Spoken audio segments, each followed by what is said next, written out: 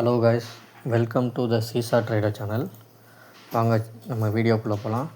த seesaw trader channel, இது நம்ம channel name. இந்த சேனலில் இல்லாதவங்க டிஸ்கிரிப்ஷனில் லிங்க் இருக்கும், பார்த்து ஜாயின் பண்ணிக்கோங்க. ஏன்னா சேனலில் மட்டும்தான் நம்ம லைவ் அப்டேட்ஸ்லாம் கொடுப்போம். யூடியூப்பில் only pre market analysis and post market analysis மட்டும்தான் கொடுப்போம், சரிங்களா? ஸோ அதனால் சேனலில் இல்லாதவங்க ஜாயின் பண்ணிக்கோங்க. இப்போ வாங்க டேரெக்டாக வீடியோக்குள்ளே போகலாம்.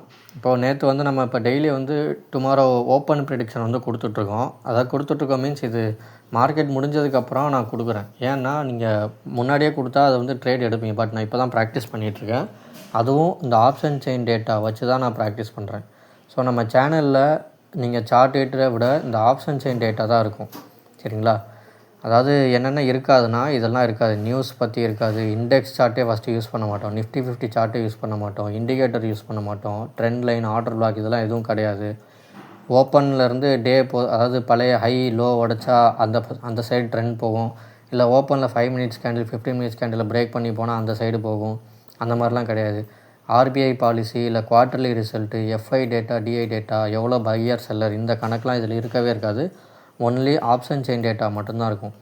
ஆப்ஷன் செயின் டேட்டானா அந்த என்எஸ்சி வெப்சைட்டில் இருக்குமே, option chain data, call option, put option, அது மட்டும்தான் இருக்கும். அதை பேஸ் பண்ணி தான் நம்மளோட என்ட்ரி, டார்கெட்ஸ், ட்ரேட் எல்லாமே அதை பேஸ் பண்ணி தான் இருக்கும்.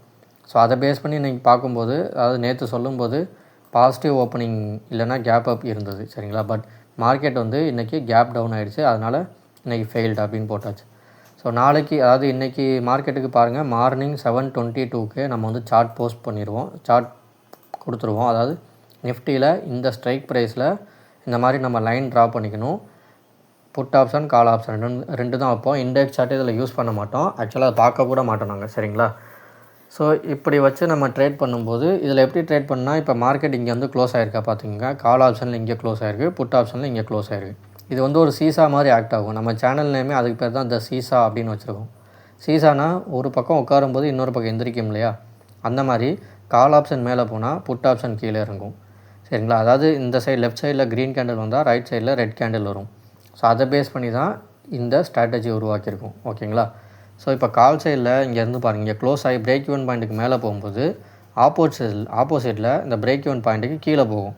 அப்படி போகும்போது நம்ம ட்ரேட் எடுத்து இந்த அடுத்த லைன் வந்து ஒரு டார்கெட்டும், இதுக்கு மேலே வந்து எஸ்எல்லும் வச்சுக்கலாம். அதே மாதிரி இது மேலே கால் சைடு மேலே போகும்போது இங்கே என்ட்ரி நமக்கு செகண்ட் பாயிண்ட்லையோ இல்லை பிரேக் ஈவன் பாயிண்ட்லேயே கிடச்சா டார்கெட் இந்த தேர்ட் பாயிண்ட்டும், எஸ்எல் வந்து இது கீழேயும் வச்சுக்கலாம், சரிங்களா? அந்த மாதிரி தான் ட்ரேட் பண்ணணும். நிறைய பேர் இது எப்படி ட்ரா பண்ணுறதுன்னு தெரியலைன்னு சொல்கிறாங்க. ஒன்றும் இல்லை காய்ஸ், இப்போ ரெண்டு சார்ட் வந்து இந்த லே அவுட்டு பார்த்திங்கன்னா, இங்கே 2 லே அவுட் இருக்குது. அந்த மாதிரி 2 லே அவுட் வந்து உங்களோட ட்ரேடிங் பிளாட்ஃபார்மில் இருக்கும். பார்த்து வச்சுட்டு இந்த ஸ்ட்ரைக் ப்ரைஸ் வந்து சூஸ் பண்ணி இங்கே டைப் பண்ணிக்கணும், ஓகேங்களா? டைப் பண்ணிவிட்டு இந்த லைன் ஆப்ஷன் இந்த லெஃப்ட் சைடில் இருக்குது பார்த்திங்கன்னா, அதில் போய் ஹரிசாண்டல் லைனில் ஹரிசாண்டல் ரேன்னு இருக்கும், அதை செலக்ட் பண்ணிவிட்டு இங்கே வச்சுட்டு அதை செலக்ட் பண்ணிங்கன்னா செட்டிங்ஸ் காட்டும். செட்டிங்ஸில் இந்த நம்பர்ஸை வந்து அங்கே போய் இந்த நம்பர்ஸில் இப்போ 199 நிப்பாட்டணும், 209 நிப்பாட்டணும், 278 நிப்பாட்டிட்டு இந்த கலர் மட்டும் டிவைட் பண்ணிக்கோங்க நான் கொடுக்குற மாதிரியே. ஏன்னா first point, second point, third பாயிண்ட்றது அதுதான் ஒரிஜினல் பாயிண்ட்டு. பிரேக் ஈவன் பாயிண்ட்டுன்றது இது ஒரு ரெஃபரன்ஸ் பாயிண்ட். இது எதுக்குன்னா, பிரேக் ஈவன் பாயிண்ட்டுக்கு மேலே எந்த சைடு இருக்கோ அந்த சைடு தான் மார்க்கெட். இப்போ பிரேக் ஈவன் பாயிண்ட்டுக்கு மேலே கால் இருந்தால், அதாவது கால் சைடில் பிரேக் ஈவன் பாயிண்ட்டுக்கு மேலே இருந்தால் புட் சைடில் பிரேக் ஈவன் பாயிண்ட்டு கீழே இருக்கும். அப்போ மார்க்கெட் வந்து கால் சைடு போகுதுன்னு அர்த்தம். இல்லை புட் சைடில் வந்து மேலே இருந்தால் கால் சைடில் கீழே இருக்கும். அப்படி இருந்தால் புட் சைடு மேலே போகுதுன்னு அர்த்தம். சில நேரத்தில் 2 சைடுமே பிரேக் ஈவன் பாயிண்ட்டு கீழே இருக்கும். அப்படி இருந்தால் மார்க்கெட் சைட்வேஸில் போகுது, ப்ரீமியம் டிகே ஆகுதுன்னு அர்த்தம், சரிங்களா? ஸோ இந்த மாதிரி இந்த ஸ்ட்ரைக் ப்ரைஸில் இந்த லைன்ஸ் ட்ரா பண்ணிக்கணும். அதே மாதிரி சென்செக்ஸுக்கும் கொடுத்துருந்தோம், ஓகேங்களா? ஸோ சென்செக்ஸுக்கும் பாருங்கள், 84,600 call option, 85,600 put option points எல்லாம் கொடுத்துருந்தோம். ஆனால் இன்றைக்கி கேப் டவுன் ஆனதுனால இந்த ஸ்ட்ரைக் என்ன ஆகும்னா அப்படியே ஜம்ப் ஆயிரும். இப்போ நீங்கள் யோசிச்சு பாருங்கள், இப்போ கேப் டவுன் ஆச்சுன்னா இந்த புட்டு வந்து இங்கே க்ளோஸ் ஆகிருக்கு இல்லையா, அந்த 200 அப்படின்ற வேல்யூவில் க்ளோஸ் ஆகிருக்கு. இது ஓப்பன் ஆகும்போது என்ன ஆகும்னா 230, 240ன்னு எங்கேயோ போய் ஓப்பன் ஆகும். அப்படி ஓப்பன் ஆகும்போது இந்த கால் சைடும் இங்கே 201ல் முடிஞ்சிருக்கு இல்லையா, இது வந்து 160, 150ன்னு இங்கே ஓப்பன் ஆகும். அப்படி ஓப்பன் ஆகும்போது அடுத்த கேண்டில் அப்படியே போயிடுச்சுன்னா, அப்படியே இது புட் சைடு மேலே போயிடுச்சு, கால் சைடு கீழே வந்துருச்சுன்னா இந்த பாயிண்ட் வந்து எக்ஸிட் ஆகி போயிடும். அதாவது அவுட் ஆஃப் த பாக்ஸ் ஆகிடும். ஸோ இந்த அவுட் ஆஃப் த ஜோன் போச்சுன்னா நம்மளால் ட்ரேட் பண்ண முடியாது இல்லையா. ஸோ அதனால் ஸ்ட்ரைக் ப்ரைஸ் வந்து அடுத்து சேஞ்ச் பண்ணுவோம். அதன்படி நான் வந்து பாருங்கள், 9:20க்கு ஸ்ட்ரைக் ப்ரைஸ் வந்து 25,950 கால் ஆப்ஷன், 26,150 புட் ஆப்ஷன் மாற்றியாச்சு. ஸ்ட்ரைக் சென்செக்ஸுக்கும் 84,300 கால் ஆப்ஷன், 85,300 புட் ஆப்ஷன் கொடுத்தாச்சு. அப்படி காட்டும்போது ஆப்ஷன் சேன் டேட்டா வந்து கால் சைடுக்கு ஃபேவர் அப்படின்னு சொல்லியிருந்தாங்க. அதாவது அதோட அர்த்தம் என்னென்னா இன்றைக்கி கால் சைடு டிகே ஆக போகுது அப்படின்றத நான் எப்போ கொடுத்துருக்கேன் பாருங்கள், 9:22 கொடுத்துருக்கேன். ஆக்சுவலாக நேற்றைய வீடியோவிலே நான் சொல்லிட்டேன், சென்செக்ஸ் எக்ஸ்பைரியில் கால் சைடு அதிகமான ப்ரீமியம் இருப்பதால் கால் சைடு டிகே ஆகும், அதுக்கு மாறாக புட் சைடு கம்மியாக ஏறும்னு சொல்லியிருக்கேன். சரிங்களா? அதாவது கால் சைடு ஒரு 500 பாயிண்ட் இறங்குச்சுன்னா புட் சைடு 300 பாயிண்ட் தான் ஏறும், அதே 500 பாயிண்ட் ஏறாது. இதான் அதோட அர்த்தம். அதை நான் கொடுத்துருப்பேன். இந்த வீடியோ பார்க்கலன்னா பார்த்துக்கோங்க. சரிங்களா? அதன்படி நான் ஓப்பனிங்லேயே சொல்லிட்டேன், மார்க்கெட் கால் சைடு காட்டினாலும் கால் சைடு டிகே தான் ஆகும். So you please book your profit in small, அதாவது சின்ன சின்ன ப்ராஃபிட் புக் பண்ணிக்கோங்க. எதில்? புட் சைடில். சரிங்களா? நீங்கள் நல்லா பார்த்தீங்கன்னா நான் கொடுத்துருக்கேன் பாருங்கள், புட் சைடில் உங்கள் ப்ராஃபிட்டை புக் பண்ணிக்கோங்கன்னு நான் கொடுத்துட்டேன். So don't wait for long profit, so please book your profit அப்படின்னு 9:22 கொடுத்துட்டேன். இப்போது because the market will turn any time, அதாவது 9:45 நான் சொல்லிட்டேன். இப்போது மார்க்கெட் வந்து பாருங்கள் 9:55 சொன்ன மாதிரி என்ன இருக்குது பாருங்கள், இந்த ஸ்ட்ரைக் ப்ரைஸை சேஞ்ச் பண்ணியாச்சு. இந்த இடத்துல 26,050 இருந்தது, 26,150 வச்சாச்சு. இந்த இடத்துல 25,900 இருந்தது, 25,950 வந்தாச்சு. ஸோ ஃபஸ்ட்டு கேண்டில் பாருங்கள். ஸோ அதே பாயிண்ட்ஸ் தான் இங்கே ட்ராப் பண்ணியிருப்போம். இங்கே பாருங்கள் 153, 199, 250, 278 இதுதான் அதுலேயும் ட்ராப் பண்ணியிருப்போம். அதே பாயிண்ட்ஸ் தான் ட்ராப் பண்ணணும். ஒன்லி ஸ்ட்ரைக் ப்ரைஸ் மட்டும்தான் மாறும். இந்த ஸ்ட்ரைக் மட்டும்தான் சூஸ் பண்ணுறது வேறு, ஸ்ட்ரைக் ப்ரைஸ் சூஸ் பண்ணுவோம். Because cap up cap down ஆகிறனால அந்த ஸ்ட்ரைக் ப்ரைஸ் மட்டும் மாறும், பட் பாயிண்ட்ஸ் எல்லாம் சேம் தான். இப்போ அதே பாயிண்டில் வச்சுட்டு நம்ம ட்ரேட் பண்ணும்போது பாருங்கள், ஃபஸ்ட்டு கேண்டிலே பிரேக் ஈவன் பாயிண்ட்டுக்கு மேலே க்ளோஸ் ஆச்சு, செகண்ட் கேண்டிலும் அதே மாதிரி மேலே க்ளோஸ் ஆச்சா. அப்போது புட் சைடில் பிரேக் ஈவன் பாயிண்ட்டுக்கு மேலே இருந்தால் கால் சைடில் என்ன ஆகும், பிரேக் ஈவன் பாயிண்ட்டுக்கு கீழே இருக்குது, நல்லா கீழே இருக்குது. இப்போ நல்லா நோட் பண்ணிக்கோங்க, புட் சைடில் கொஞ்சம் ஏறுது, கால் சைடில் ரொம்ப இறங்கிடுச்சா. சென்செக்ஸ்லேயும் அதே கதை தான், பட் நம்ம வந்து நிஃப்டியில் தான் அதிகமாக ட்ரேட் பண்ணுவோம். ஸோ இது மேலே இருக்கும்போது இந்த இடத்துல அந்த பிரேக் ஈவன் பாயிண்டில் நம்ம என்ட்ரி எடுக்கணும். அதாவது 199 இது பக்கத்தில், இங்கே 199லேயே 1/4 மணி நேரம் சுற்றிட்டு இருந்தது.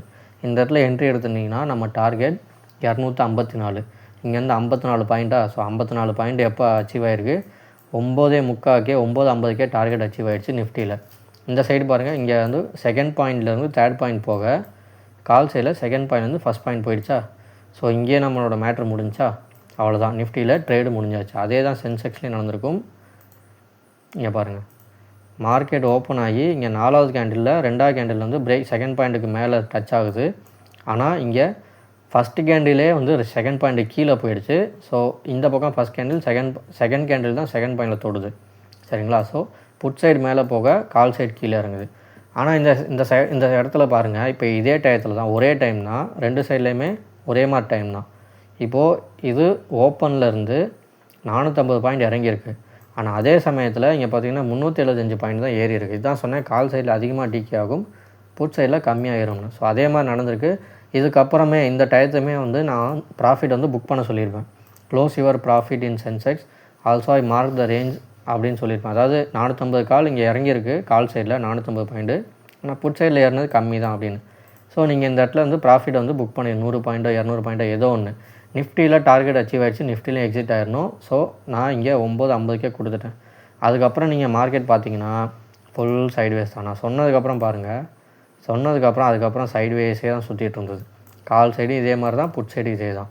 இதை எதை வச்சு சொன்னேன்னா, இங்கே பாருங்கள், நான் ட்ரேட் வந்து இதோட க்ளோஸ் பண்ணிட்டேன் 9:50. 10 மணிக்கு அடுத்த நிமிஷமே நான் போட்டேன், market will be in sideways, prices are balanced. எதனால் அப்படின்றதையும் நான் சொல்லிட்டேன். ஆப்ஷன் செயின் டேட்டாவில் ப்ரைஸ் வந்து பேலன்ஸ் ஆகிடுச்சு அப்படின்னா 2 பக்கமும் ஈக்குவல் வெயிட் இருக்குது. அப்போ ஈக்குவல் வெயிட் இருக்கனால மார்க்கெட் எங்கேயுமே நகராது அப்படின்றது அர்த்தம். அதனால தான் சைட்வேஸ்னு கொடுத்துட்டேன். சரிங்களா? இது எல்லாமே ஆப்ஷன் செயின் டேட்டா பேஸ் பண்ணி தான் சொன்னதே தவிர எதுவுமே என்னோடய மனசுப்படி இல்லை எக்ஸ்பீரியன்ஸ் படிலாம் சொல்லலை. ஸோ நிஃப்டியும் பாருங்கள் அதே மாதிரி தான் சைட்வேஸ். ஸோ இங்கே இங்கே கீழே போய்ட்டு அதுக்கப்புறம் சைட்வேஸ் தான். இதுவும் டார்கெட் அச்சீவ் பண்ணிவிட்டு அதுக்கப்புறம் ஃபுல்லாக சைட்வேஸ் தான்.